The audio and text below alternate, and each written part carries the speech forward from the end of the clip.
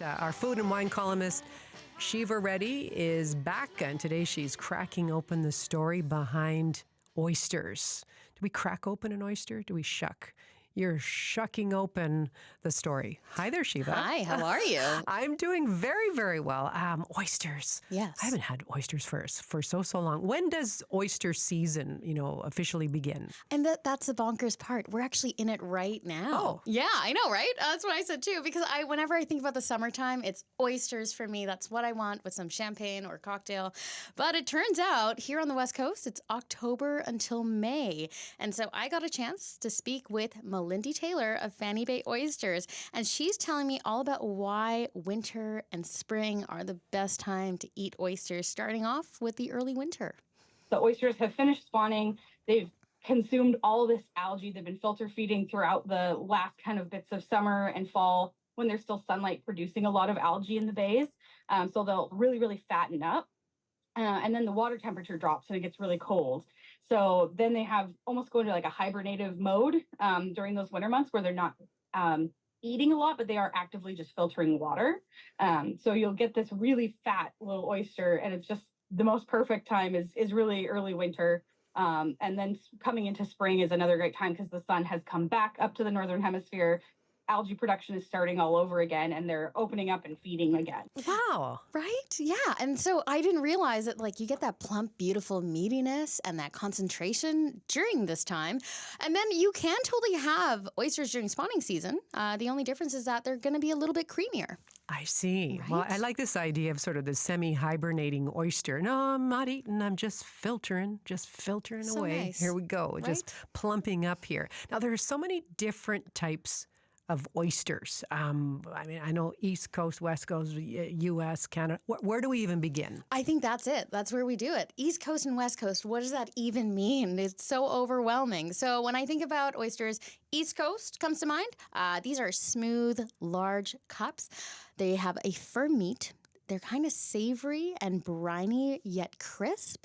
When I'm thinking of West Coast oysters, they have this beautiful small shell. They're kind of rougher as well. The shell is much deeper, but you get these beautiful, sweet, plump, subtle minerality forward oysters. Now, I didn't realize here on the West Coast that there are actually one species of oysters that are dominant, and that is Pacific oysters. And then they come with different names based on how they are produced. So you'll find Fanny Bay oysters, Sunseekers, Cushies, and it goes on and on and on. Well, I know. I've seen them, and then when I'm asked what kind I want, I kind of go, I don't know, whatever's freshest, I guess. But if all oysters here locally, if they're, under that umbrella of Pacific oysters, what is it that causes them to have such variation in the actual types? Yeah, so here you get to see the best oysters being selected. Now, we are talking about farmed oysters. They are then put into a tank, a male and female, and essentially the best spawning conditions are then triggered.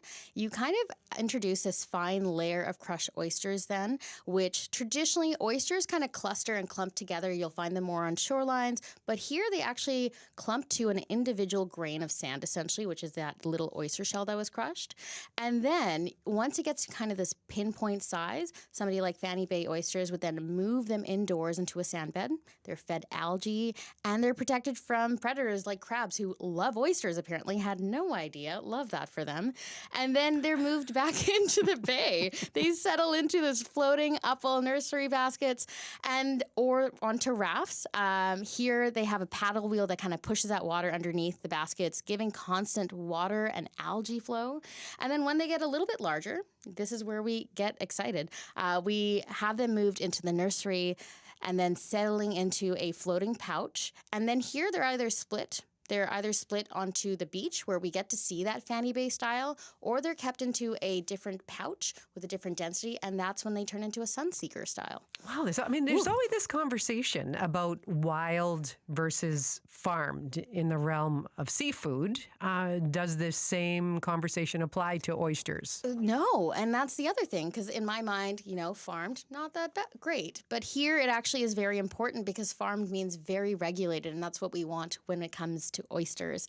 Now, it is very harmful if you are actually trying to select your own wild oysters if you're out there. And also, I didn't realize, but during the gold rush and the heavy logging seasons that were here on the West Coast, populations like the Olympia were completely decimated. And so it's very important to actually just leave those oysters so that they could continue spawning and create a population once again. Now, here, Melindy tells me a little bit about why it is so important to be a shellfish farmer. Shellfish farmers are huge clean water advocates. We are always the first to notice what's going on because it affects our farms and it affects other things in the bay too. It's pretty like when there's a oyster farm in a bay, it's really clear that there's good stewardship generally happening because people are out actively being like, hey, like their natural set of oysters isn't happening this year, probably because of ocean acidification or a heat wave or whatever it is that might be affecting it currently. So we're really front lines on seeing what's happening in the ocean. Right. And so I didn't realize that when the acid increases, it actually prevents the shell from fully forming. And so you have really great initiatives like the Georgia Strait Alliance, who are, banding together different farmers and allowing for the ocean to be a little bit cleaner, but bringing more attention to the MLAs here as well. Now, I know oysters are delicious to eat. Sometimes I just, we used to go by Fanny Bay and just pick them up in the little container. They're already shucked. The work's already done for you, but you are having fresh oysters. The shucking, it requires the certain technique, the right, utensils, some gloves maybe. How do you recommend, safely checking oysters? Right? Okay, so before you do that, I know naturally if I'm shucking oysters, I want a glass of wine or a little beer or something. I would maybe save that for later because you've got to pay attention to what you're doing. And so it's really important to have a cold bath kind of ready there, have a towel, and make sure that you have, an oyster blade. These are actually really important. The oyster knives themselves have this special dull pointed knife with a thick blade. Here you are essentially taking the oyster, you're putting the actual belly down, and then you're allowing for the back hinge to peek up on the far side that isn't covered with the towel. You pry that open with the actual knife, and then you clean that again. It's very important to clean it. And then you gently, gently, gently rotate. Once that is actually off, you'll then sever the muscle on the side, and then you slowly detach the actual oyster from the shell. It's important to make sure that there's no shells in there. Make sure it's very clean. You don't want that crunch. Oh, it's just that's the worst. Have you tried doing it yourself? No. No, me, yeah. No, Same. but I also, when you said gently, the people that do it professionally, there's nothing gentle about it. No. They've got the technique right down. No. There's nothing, Mind you, they're shucking 500 oysters an hour. This is Holy true. doodle. You would have to get it down. You'd be there all day. Okay, so now that we've opened up those oysters safely, what's your favorite way of eating them? What are some options? Honestly, simple is best. I love so much horseradish, and I love lemon, and maybe even some mignonette, and if I want to get crazy, some horseradish and cocktail sauce.